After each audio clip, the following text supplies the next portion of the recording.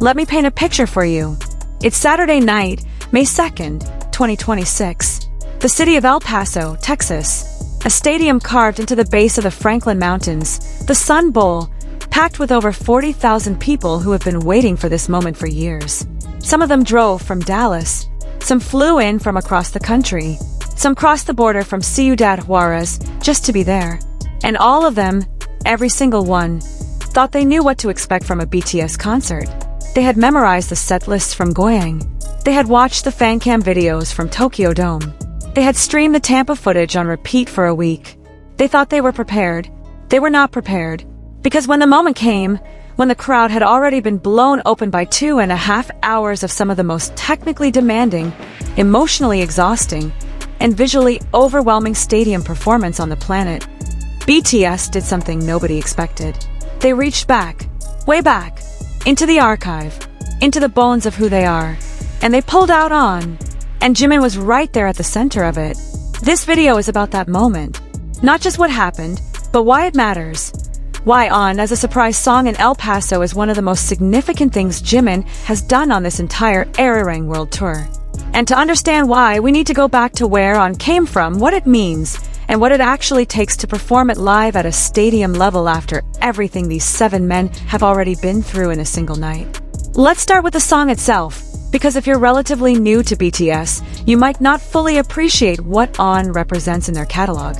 Released in February 2020 as the lead single from their 4th Korean studio album, Map of the Soul, 7, On was not just a comeback track.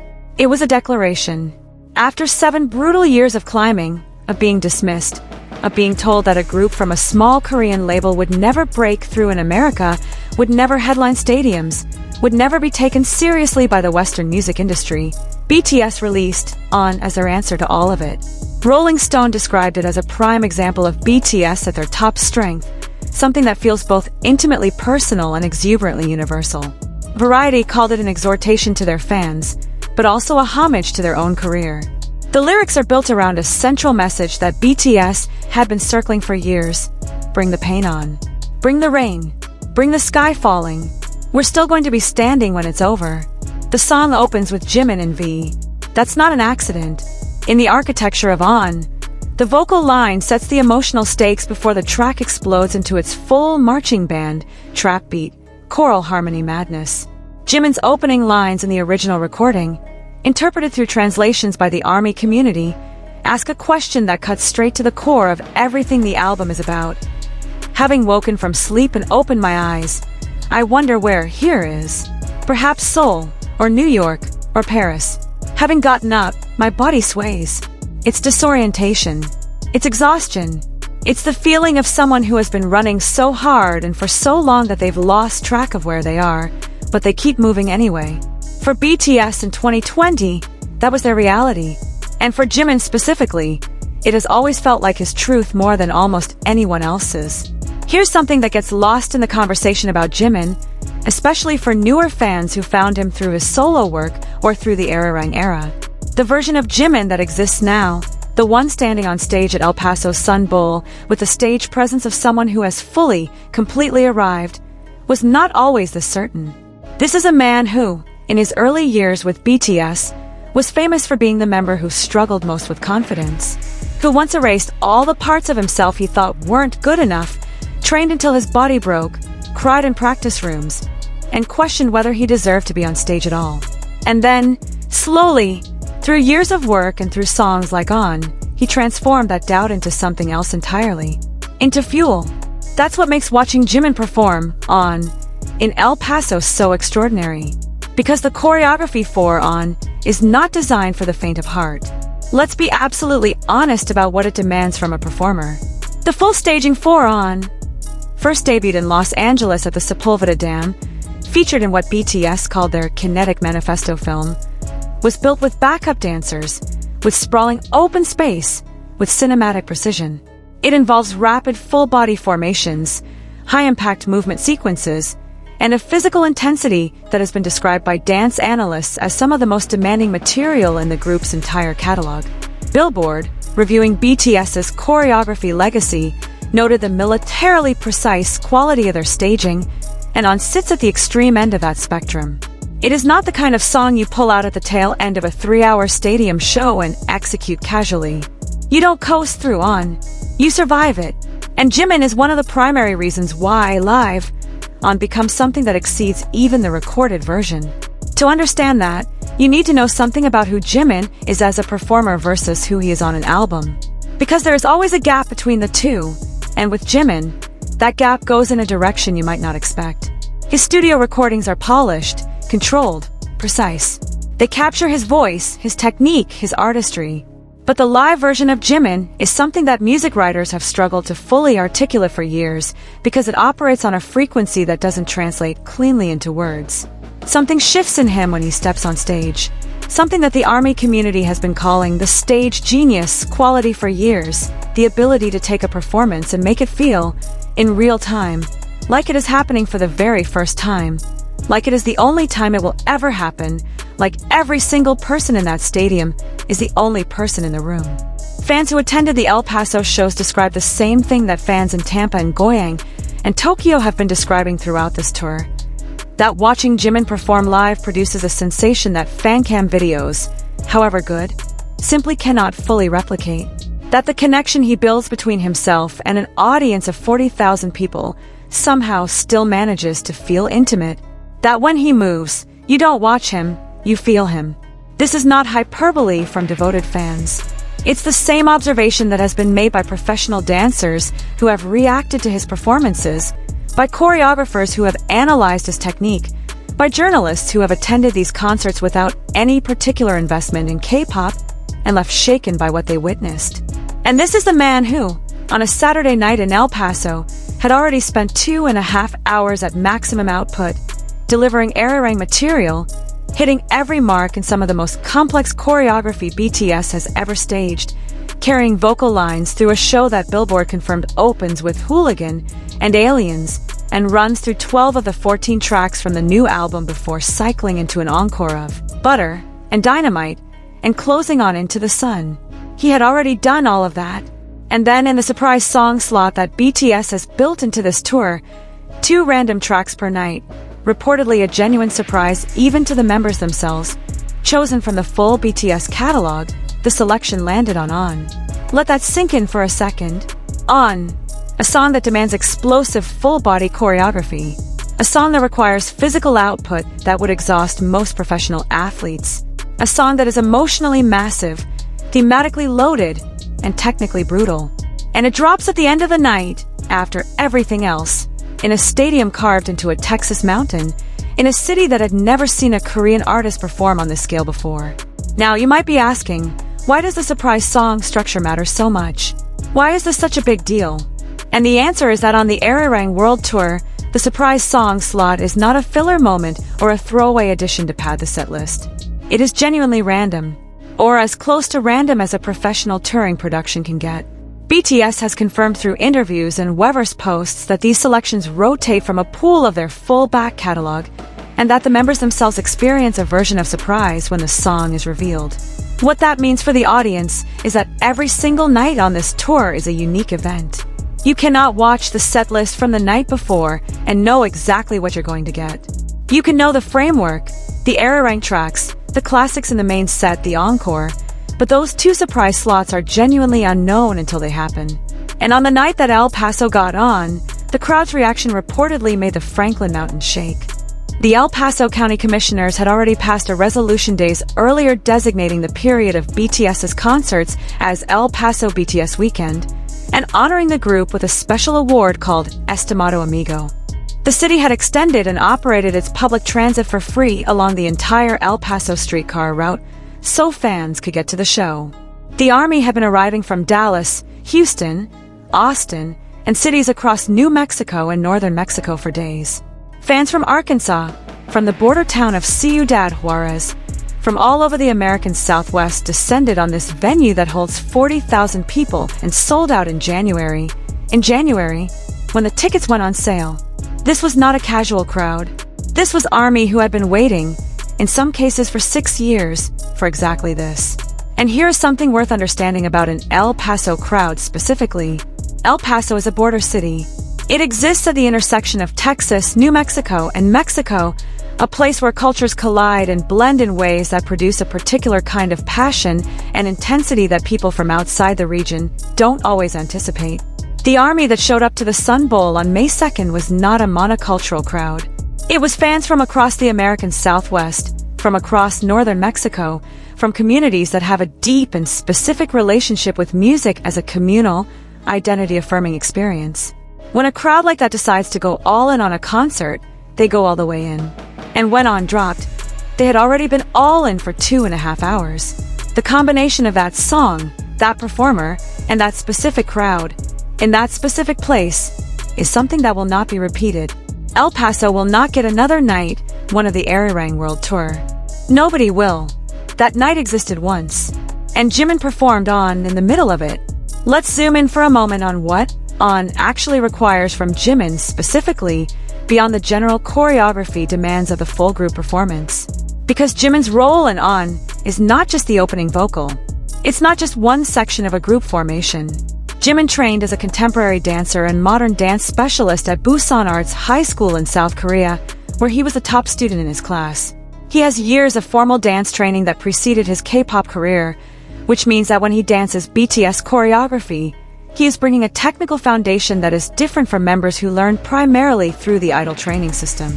His body moves with the kind of specificity and intentionality that comes from having been taught to use every part of your physical instrument, not just to hit marks, but to communicate meaning through the way weight shifts and lines extend and the space between movements carries its own expression. In On, that training is visible in every section he occupies. The way he handles the transition from the vocal opening into the physical intensity of the group formations is not a gear shift, it's a transformation. One moment he is singing, connecting, placing the emotional context. The next he is inside the choreography at full output, and the transition is seamless in a way that is genuinely difficult to achieve. Singing and dancing at the level that BTS performs simultaneously is one of the most demanding things a performer can do. And On is a song that requires both at full power, not at reduced capacity to accommodate the other. The marching percussion, the choir harmonics, the hip-hop verses, the full group formations, all of it has to land with precision while being performed live, at stadium volume, in the mountain air of West Texas, after everything else that night. And yet, across this entire Arirang World Tour, what fans and critics and casual observers have kept coming back to, from Goyang to Tokyo to Tampa to El Paso, is that Jimin appears to operate under a different set of physical rules than what seems humanly reasonable. Not because he is superhuman, but because the years of training and the specific way he has built his relationship with performance have produced a performer whose ceiling, in a live context, is genuinely difficult to identify. You watch him at the end of a 3-hour show, and you cannot tell how much he has left. You watch him take On as a surprise song after all of that, and you see someone who is not managing the performance, he is inside it. Fully, completely, with nothing held back and nothing conserved for later, because there is no later. There is only this, the second surprise song of the night, Outro Wings, only deepened what El Paso witnessed. Released in 2017 as part of the repackaged album You Never Walk Alone, Outro Wings sits in a completely different emotional register from On. Where On is an explosion, Outro Wings is the breath that follows. It's a vocal piece built on the themes of the Wings era, growth, temptation, learning to spread your wings after years of staying close to the ground. In the 2017 Wings tour, BTS used Outro Wings as their encore closing, the very last thing audiences heard before going home. It has the weight of a farewell and the feeling of an arrival simultaneously. And in El Paso, following On in the surprise slot, it landed like a resolution. If On is Jimin saying I am still here, I am still standing, I am still fighting, then Outro Wings is Jimin saying I know how I got here, and I am grateful for every step of it. The pairing of these two songs on the same night in El Paso was either extraordinary luck or the universe doing something intentional, and ARMY have been arguing about which it is ever since.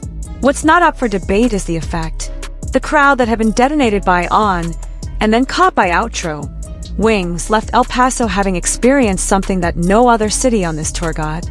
The specific combination of those two songs, on that night, in that place, with that crowd, is a singular event in the history of this tour. Before we get to what all of this means in the bigger picture, let's talk about something that doesn't get discussed enough in the context of Jimin's live performance, and that's the question of what happens to a performer between shows. Because El Paso was not Jimin's first night performing in America on this tour. It came after Tampa.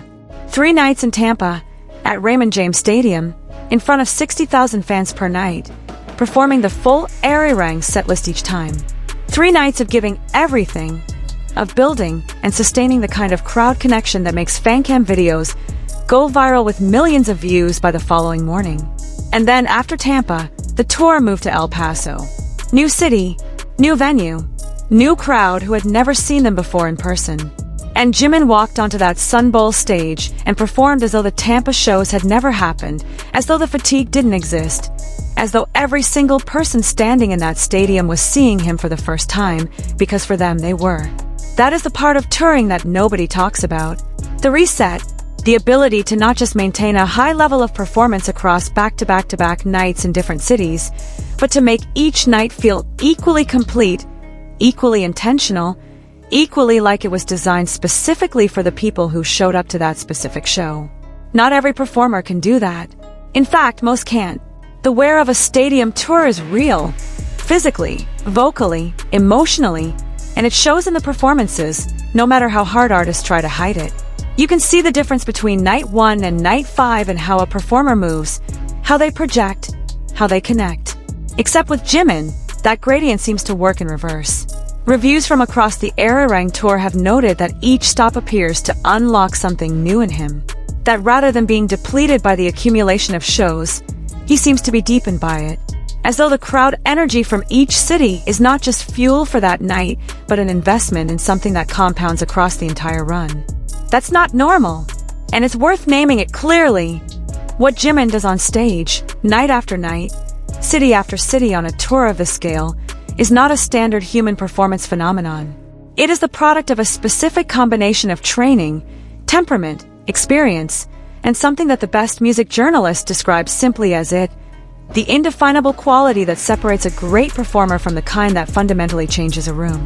Jimin has always had it, but the version of it that exists now in 2026, after everything, the solo career, the military service, the return, the Arirang era, is a version that has been refined beyond what even longtime fans fully anticipated. Think about the arc. When Jimin debuted with BTS in 2013, he was the last member to join the group. He had trained for the shortest period of any of them, 6 months. He has talked openly in interviews and documentaries about the fear that came with that, the feeling of being behind, of needing to catch up, of working harder than his body could reasonably sustain to prove that he belonged. He was the member who stayed in the practice room after everyone else had gone home. The member who cried over choreography he couldn't master. The member whose relationship with performance was inseparable from his relationship with his own worth. And then, over years, that relationship transformed. Not quickly, not easily, but completely. The Jimin who stood in El Paso on May 2nd, 2026, and performed on, is not the Jimin who doubted whether he deserved to be on a stage.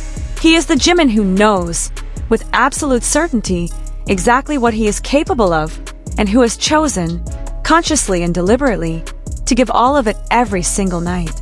That transformation is visible in the performance, in the way he doesn't hold back, in the way he doesn't manage the crowd energy or portion out his output strategically, in the way he gives the end of the show the same presence he gives the opening, because he has decided that the people in front of him deserve nothing less. This is not recklessness. It is discipline of a very specific kind, the discipline of a performer who has trained themselves not just to execute but to commit, fully and without reservation, to every moment they are on stage. And on. Landing as a surprise at the end of that night in El Paso was one of those moments, one that he did not pace himself toward, one that nobody backstage penciled into the plan as the emotional climax. It simply arrived the way the best concert moments always do, unexpectedly, impossibly, and completely. The ARMY, who were in El Paso that night, will spend the rest of his tour watching every surprise song announcement from every subsequent city and knowing, in the back of their minds, that they were there for something particular. They were there for the night that the mountain city at the edge of Texas got on, and they were not ready. No one could have been. This is, ultimately, what the Arirang World Tour represents for Jimin, and for BTS as a whole. It's not a victory lap. It's not a celebration of past achievements, though there is plenty to celebrate. It's the beginning of a new era that has been built on everything that came before. The military service that took them away from stages for years was not a pause in their story. It was the thing that made this return possible. It's the chapter that gives everything that comes after it more weight, more meaning, more emotional depth. When Jimin performs on Now in 2026, it sounds different than it did in 2020. Not because the song has changed, but because he has. Because the man singing those opening lines has been through things that have expanded his understanding of what they mean. Because Bring the Pain On is not an abstract declaration when you have actually lived through the kind of pressure and sacrifice and uncertainty that these 7 men have navigated. El Paso was the first city in the American Southwest to witness that version of Jimin. And they got it on night 1, in the surprise slot, with On. Nobody was ready for that. Not the fans who had studied every set list from every previous show. Not the people who had driven hours across Texas and New Mexico. Not the army, who had been coordinating banner projects and pre-concert meetups for weeks. Nobody builds a mental spreadsheet that includes On as a surprise song at the end of a 3-hour show and then actually processes it correctly when it happens. The mind knows, the body doesn't. And that gap between knowing a song and being hit by it live, in a stadium, performed by Jimin at the peak of his powers, is where the truly unrepeatable concert moments live. The Arirang World Tour is already being positioned by industry analysts as one of the most significant tours of the decade. The numbers tell part of the story. 190,000 fans over 3 nights in Tampa alone. Busan show sold out during pre-sale. 31 North American dates across 12 cities. A tour that Bloomberg reported could challenge the records set by the era's tour in terms of global economic impact. But numbers don't capture El Paso. Numbers don't capture 40,000 people who had never seen BTS perform live in their city, in a stadium that had never hosted a Korean artist as its headlining act, suddenly hearing On explode out of the speakers with Jimin right there at the front of it. What's coming next on this tour? Stanford, Las Vegas, Mexico City, the rest of the North American leg is going to be extraordinary. Every stop, every city, every surprise song slot is another opportunity for something that has never happened before to happen for the first time.